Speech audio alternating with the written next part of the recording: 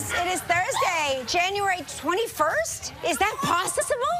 Oh my gosh, good morning. It's the year, yes, good morning. 2016, everybody. Welcome. It's practically Friday, so forgive me if I've already checked out. Well, it's what do they call it, Friday Eve? It's Friday Eve, but Thursday in New York City really is Friday, especially when a blizzard is coming on Friday. So we're going to utilize tonight, So what are you doing in preparation for the great blizzard? I'm doing what everybody's doing. I'm buying bread, eggs, and toilet paper. Well, you forgot the alcohol, too. I have that. I always stock up on that. But you know what? Speaking of the blizzard, right? And I saw this thing in the paper, and I said, wow, how interesting is this? Okay. They said when the blizzard comes, you know what picks up? What? Dating apps. Oh, yes, I did see that, yeah. Well, but, I mean, there's always like a bump in, anytime there's a blackout or a storm, 9 months later, babies are born. I mean, it really is. I don't think these people are trying to have babies. No, I understand that. But I'm not saying they're trying. Oh, okay. I'm not saying they're trying to have babies. This is more of the Netflix and chill type of people, I understand, but sometimes babies result from that too. Yes, that is true. Right. But they're saying, their Hinge said that whenever there's something like this, they go up 47%. Huh. So I guess the cold makes you have a warm heart. But then once it warms up, you don't want them no more. You get a cold heart and you kick them out. Yeah. But I thought that was really interesting. So if you're on a dating app, get ready for some yeses coming your way. It's your weekend. Yeah. Does anybody here have Tinder? Because we would like to swipe for you. We like to swipe for our audience. Yeah. We do. Don't be ashamed. We are the Yentas of Tinder. We want to swipe for you. We got 3 people up top. They're all in for this one. Okay. I do. I want to be that person. We've done that. We have done that. And then you can invite us to your wedding. And it'll be amazing. You are going to do so well. So you'll bring us your phone during commercial break. We'll swipe for you. Okay. If you don't like them, I didn't do it. So, stage, I'm so excited, and my husband didn't get back to me because I just...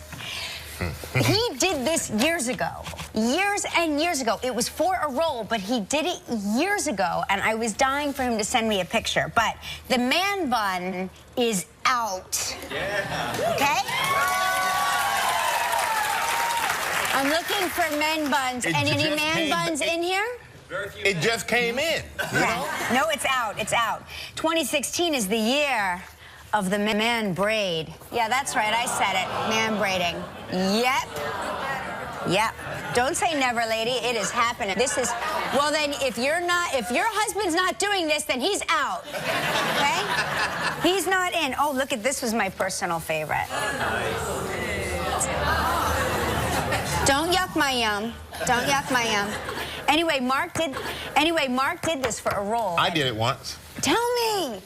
You have the worst experience ever. Come on. I swear to you. I grew my hair out, and I had, you see those little, dreadlock twists? Yeah, fantastic. I had that. I had that far, and I was like, you're almost a little bit longer. Yeah. It'll be long enough to braid. So it gets long enough to braid. I go in, I see Ali and Makiba, I'm going to braid your hair. She braids my hair. I want Makiba to braid my hair. Yes. Yes, you do, but I wasn't ready for it. Okay. I wasn't ready. I don't know how people do it. It was like, I'd never had a facelift, but it felt like a facelift. My whole face was like... That's why you do it. I had to pull my head. That's why women do it. It was literally like somebody put their foot in my back and That's how my mom would do it. My mom would braid my hair every day, and every day it was like the knee and the spine, the hair came back, I would go to school, I couldn't open my eyes, I was like, oh my gosh. And I had the biggest headache. Yeah. And the next day... That's how you know it's working. I had Ali cut it off. If you have braids and no headache, your braids aren't working. You got bad braids. If your head doesn't hurt, then she did it wrong. But I had the braids for about 10 hours. That is so stupid. Pop an Advil and suffer through it. I couldn't. I went back first thing in the morning and had them cut everything off. That is true.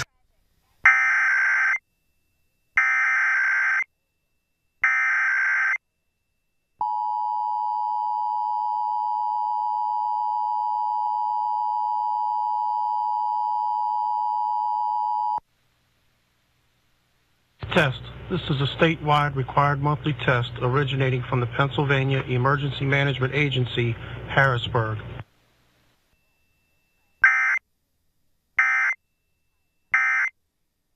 Love it so much. I think these are great. This is great. And I was reminded that Jared Leto has been utilizing man braids for quite a while, so he's ahead of the trend. But I don't know. I just couldn't do it. And that scared me away from a facelift too. Well, lucky for you, you're naturally pretty. You don't need a facelift. This is all I got, people. This is all I got.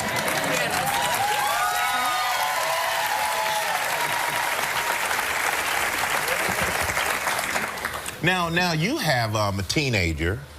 Yes, two. I have two. You have two. I'm about to have 3 teenagers, by the way. Yeah, In 1 month, I will have 3 teenagers. 13. Joaquin's going to be 13 years old. 13. Ay, ay, ay.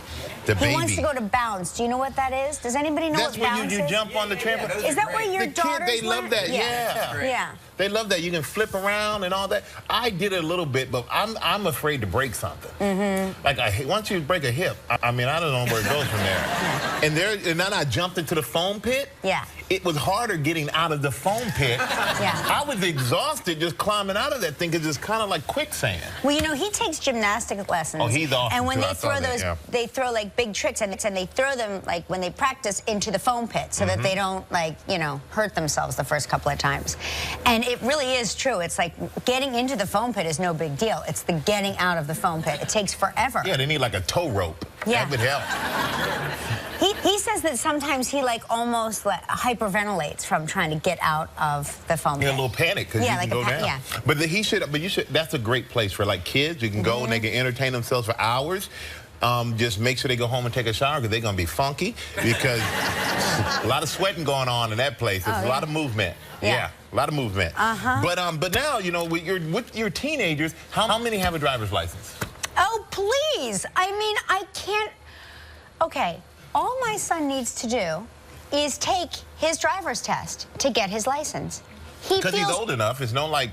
He feels no sense of urgency. He's like, what do I need a license for? I live in New York City. I'm like, okay, but when you go to college, you're probably going to have to drive a car to get somewhere because not every place is as convenient as New York City is. He feels no sense of urgency. But he had you're driving the car. I couldn't wait to drive. Me either. It was like my sense of freedom. Like I had my permit the second I could get it. Yes. And the second I got my license, you would come home and look, Mama, you need some bread? I literally, I'd chug a gallon of milk. We out of milk. And now kids don't want to drive. It's like a chore to get them to take a test. But they were saying that the manufacturers, automobile manufacturers, are worried because these millennials, there's less incentive for them to drive. Because back in our day, which we are not old, you youngsters who are watching this show, what shows how fast technology moves. We only had 3 channels on the TV. Okay? But we used to have to get to the mall, or you had to go places to socialize with your friends. Yes. Now it's all on social media or either on some app where you can just Skype or whatever, so they don't need a car for that. Right. They said that it is down. In 1983, 46.2% of 16-year-olds had a driver's license. Right now, 24.5%. Okay, that's a disaster. Yeah. Actually, it's also good. I wonder what the auto wrecks versus then and now are. Like how many accidents were there during that time versus now? Well, with less teenagers on the road, I would assume. But the ones who are on the road could be on their phone at the same time. That's true. So you gotta be careful about that. Yeah. I mean, I'm sure, there's some adjustment and everything, but I would like to see, the kids, and plus Uber and Lyft and all that stuff. Now you get a gift. What is my birthday gift? Your gift is Uber. Gift of Uber. I've seen people do that. Yeah. You give your kids an Uber account. Yep. And next thing you know, they're all over the place. I just would like to see our kids live you know what I mean? In the 70s. Like when there was one telephone in the kitchen and the cord was so stretched out from you trying to stretch it away from your So you have the privacy. You have the privacy. You would wrap it into the basement, right? Talking, right? And then it would, the cord would I actually do have an old school phone like that with the cord like that. Oh my it's all gosh. tangled My up. dad would be enraged. He would come home and the cord, you know, he couldn't get the cord. Right, by the time my dad had to make a phone call, he was stuck to the phone because the cord was so knotted.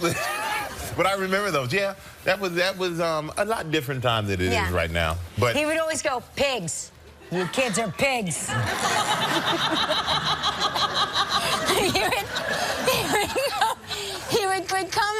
He would come in, and our neighbors across the street, they would ride. For some reason, they would always like drop their bikes in our driveway. So the first thing my dad would do is, if the bikes were in our driveway, he would just drive over them with his car because he was tired of the bikes being in our driveway. That's a good point. And then he would walk through the front door and like trip over somebody's coat, and then he'd need the phone, and it would be the phone cord in a ball, and he'd be like, pigs.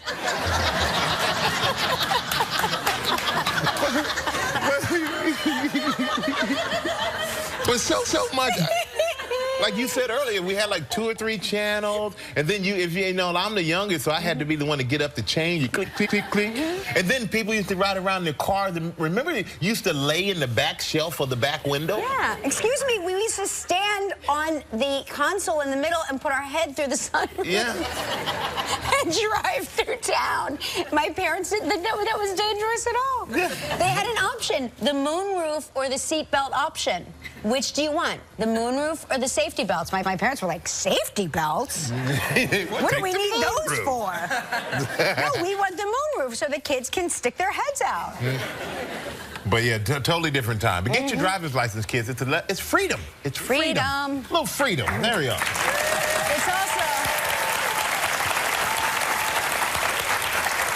It's also one more thing for us parents to hold over your heads. Yes. Taking your car privileges away. That's a rite of passage that I want. I want the right to take the car privileges away. Hey, listen, here's some bad news, for me anyway. The Ziegfeld Theater, the iconic Ziegfeld Theater, is closing here in New York City. Yes, yeah.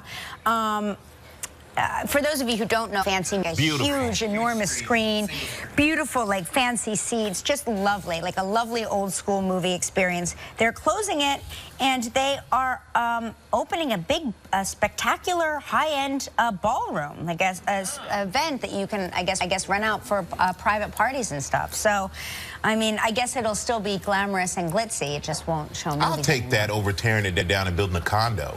Yeah, oh, absolutely, yeah. Yeah, I'll take that. You got to be able to sustain it, so I understand. And a little quick NFL news, which I think is absolutely awesome. In Buffalo with the Bills, Rex Ryan, who used to be the Jets coach, and now the Buffalo Bills coach, he has hired Catherine Smith to be the first full-time NFL coach, female coach. That's so cool. That's awesome. I mean, it really is, and it goes to show. I mean, we had Jen Selter, who is Salter, the referee? No, she was a coach for the Arizona Cardinals in the preseason, and then you have the female referee, right. And then in basketball you have a female coach with the San Antonio Spurs, and now in football you have one with the Buffalo Bills, which I think is awesome and progressive, and hopefully more will follow. And I'm always surprised when I hear, like,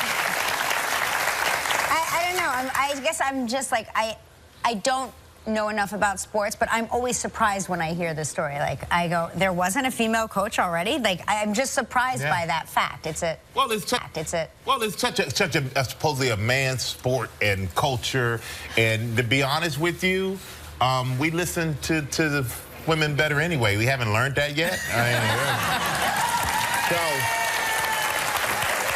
Congratulations to Catherine Smith. Not in this building, but anyway, I'm assuming everywhere else. By the way, breaking news, we have photos. That's right, photos from Ollie, your barber, of your hair.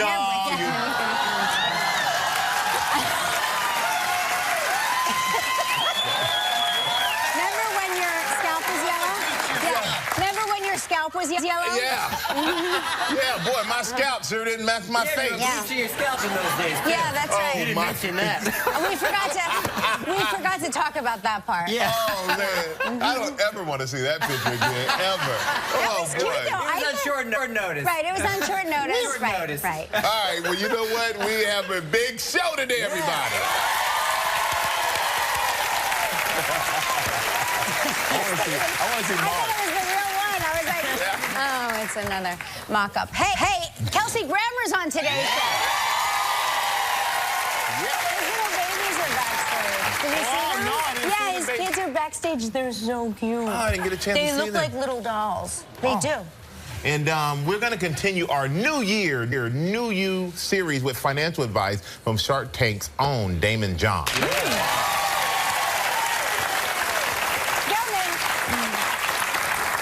Eventually, will we be able to stop being new us? Can we go back to being Wait till ourselves? February. Yes, in February okay, we're good. stopping New Year. Okay, New Year. good. I just want we to. still have more. Eventually, I would like to go back to being my reckless self. Okay.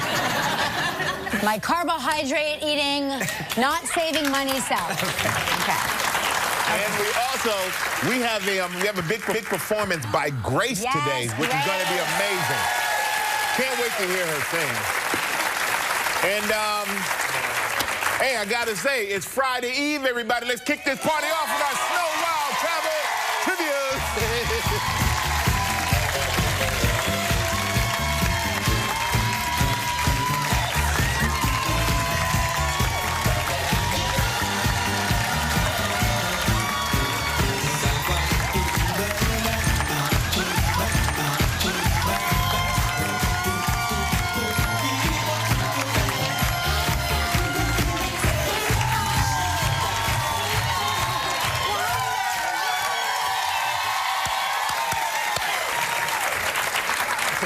Oh, hi, Kyle. Hey, what's up? That's Kyle Grant, everybody, from Babylon, New York.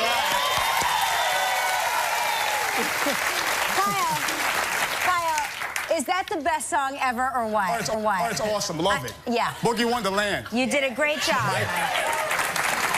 You know, a lot of people don't realize that Babylon is next door to Boogie Wonderland. And Kyle, man, you're rocking that gap, Yo, baby. Brothers of the Gap, unite. Does he have a gap? Yeah. You guys, Brothers I of the can't Gap. I'm going so blind I can't see it.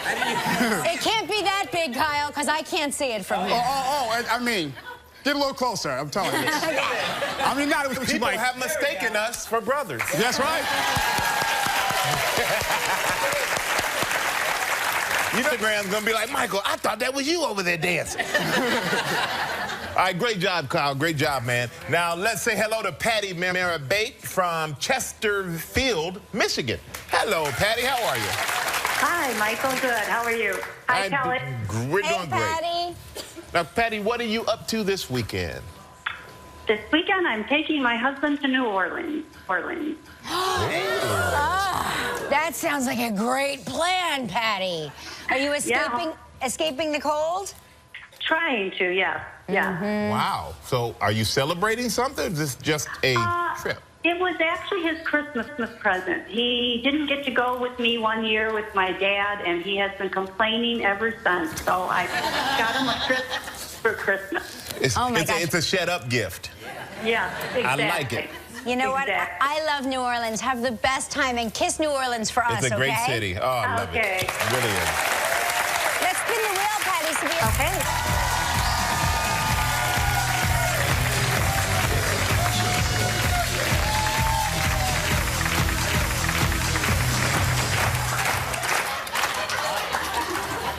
the Hyatt Huntington Beach Resort in California. Oh, yeah. Wow.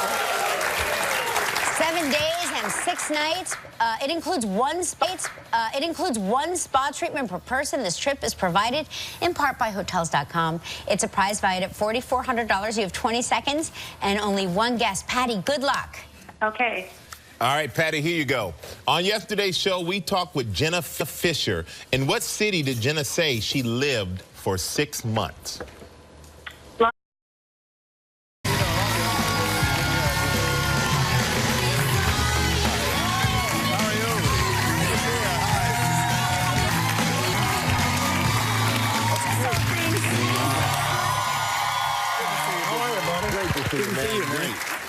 How are are you? Happy New I'm Year. good, thank you. Happy New Year to you, too.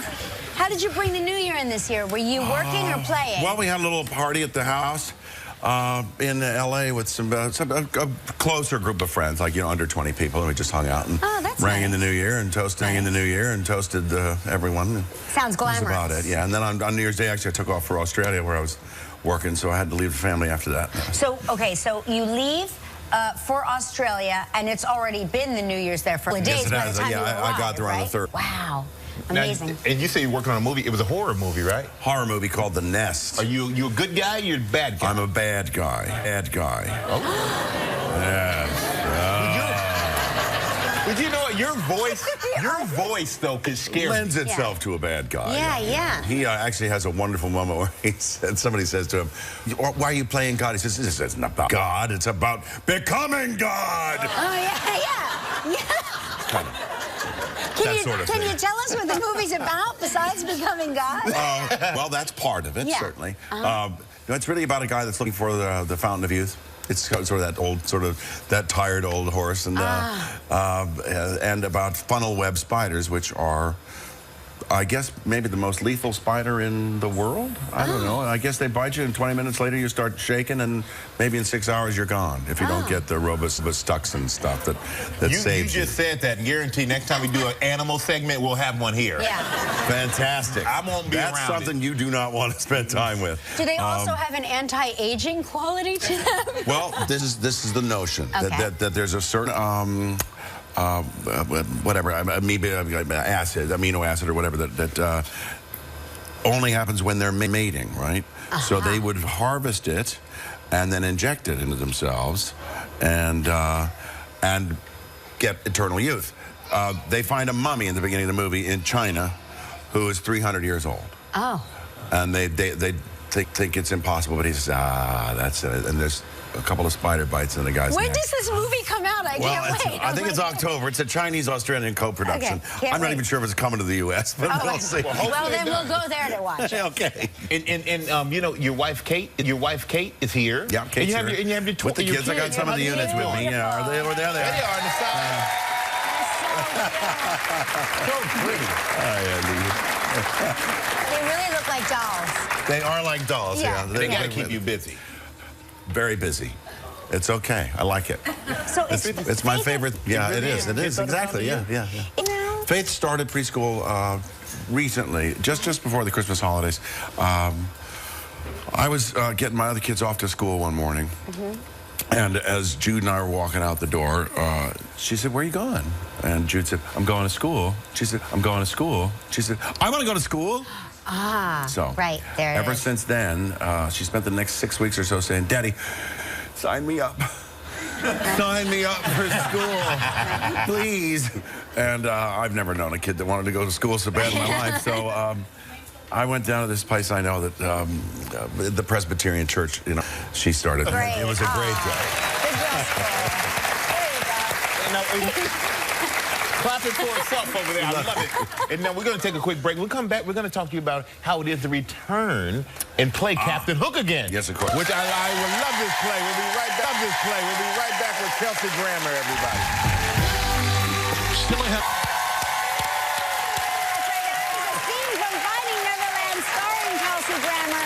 You play, of course, Captain Hook. Yes, I play Captain Hook. The best part to play. It is the best part to play, yes. I also played Charles Frohman, who was the producer of the Peter Pan show. You've seen the show. You came My backstage one favorite day. show on Broadway It was last so year. lovely. It's such a lovely show. And it's so beautiful. I've never seen a reaction. People crying. Oh, yeah. And the end, it's so beautiful. But are you having fun doing it again? Yeah. I've done 2 performances so far. This is, I'm going to do one tonight. And I stepped right back into it. It took... I've been off for about 6 months, hadn't I? I think it's about 6 months. And honestly, I didn't even really work on it. It just kind of went right back into my head. There were a couple of moments I stood on stage going, what do I do now? And then I went, okay. Did somebody take you and sort of like... Well, they're all there to protect you. Right, of course. Have the kids seen it yet? Faith saw it, and Gabe was around last year. She saw it a couple times. but I think she's due. Now to be able to sit the whole time in the seat. She only saw like the first act last year. But she saw the kids dancing on the table in one scene. She said, "I want to be up there." Oh my gosh. And so whenever we go by now, when she walks into the theater, she goes, "I want to go on stage." So she goes out on stage for a while. And I tell you what, it is a magical play. It is incredible. You are incredible in this play as well. And do yourself a favor. Go see Kelsey Grammer in Finding Neverland at the Lunt-Fontanne Theater through March 26th, everybody. Kelsey Grammer. Daymond from Shark Tank.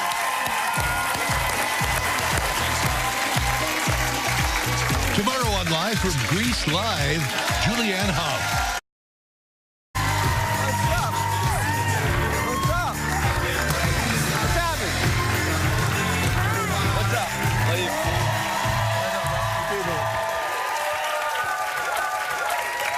Welcome to the show. Thank you for being here. Oh, thanks for having me. What energy. Yeah, but before we talk about getting debt-free, which gets all of us excited, gets me excited, I know that. I want to hear about your story. How did you become the successful mogul that you are? Well, you know what? I started off in Hollis, Queens, very close from here to here. Right? You know, I just had this love for hip. I didn't have any money, so I activated what I call the power of broke. I went out there and I surrounded myself with great people. I leveraged all of my my assets in any way that I can get to people, and I used OPM, but it wasn't other people's money. It was other people's marketing, other people's manpower, other people's manufacturing, and then I stalked people like Kelly and Michael and LL Cool J, and I begged them to wear my stuff, but they saw that I couldn't be stopped, and they said they want to be part of something that's great. Oh, awesome. Wow. And so you set up a fashion label just from that? Just from that. FUBU, For Us, By Us. And it was about this amazing culture, not a color, that was up and coming. And I had to just think outside the box, and I didn't have a dime. Wow. Now, are you someone who always, and even at that point, always set goals for yourself? Yeah, I always set goals. I read this great book called Think and Grow Rich when I was a young kid, right around 16 years old. And it says clearly in there, you have to set 5-year goals. So I read my goals every single morning and every single evening. And I read there's about 10 goals. They vary from health to family to the business. And I read them every single morning and every single evening before I go to bed. Oh, wow. Are one of your goals to give me your earrings? No. Did I say that out loud? Yeah, you did. Did I just say that out loud? Oh my gosh, sometimes things I'm thinking come out. No, you don't want this ghetto stuff. Now, did you have any mentors when you were a kid? I had many, of course. My first was my mother. The second was, you know, those people that we don't, I don't think that we teachers, amazing teachers. Absolutely. But I mean, one of my biggest mentors was a man who operated a small store in Hollis, Queens. It was a grocery store. I'd just go there every day after school, sweep up, and he would teach me about business. So a lot of times people want mentors like the Mark Cubans of the world or the Kevin O'Leary. Well, not Kevin O'Leary, but you know those type of people. But you can go to your local neighborhood and a successful business owner that's been there 20 years. They've been through all the same things: recessions, gas shortages, competition, and they can chew a lot. Now, if somebody's going to start a business, which you say it's very tough to start a business. First few years are always the toughest. What advice would you give them to keep it going, to stay on top of it? Well, first of all, they have to take affordable steps forward. You know, take out small money and put it into your business. Don't take a $100,000 loan if you didn't sell anything yet. Learn small. Surround yourself with like-minded people. Get a mentor, absolutely. Understand you're going to fail more than you're going to succeed, and understand the business is not always going to be at the end what it started off to be. You know, Listerine started off as a floor polishing and stripping company to strip, you know, basically dirt away from floors. You never expect to end the exact way. But what if you're afraid to fail? What if you do have a fear of failure? Well, first of all, you have to face your fears, because think about it. I think moms are the ultimate entrepreneurs. They have this beautiful child. There's all the books in the world on how you're going to raise a child step by step by step. You throw that out as soon as you have the baby, and you figure it out. Right? You figure it out, and you just take affordable steps, and you learn. And that's exactly what a business is. You're going to fail, but you're going to learn from that, and you're going to grow. And if you don't like failing, then you don't have passion for what you're doing. I'm sure you guys just didn't wake up as broadcasters or amazing athlete in field or step in front of slam the door in your face more than they accepted you. Very true. Very true. And we got to take a break, man. I love this talk. And when we come back, Daymond's going to give us some great advice on how to live a debt-free life. So stay right there. We'll be right back with Daymond John. Enter live.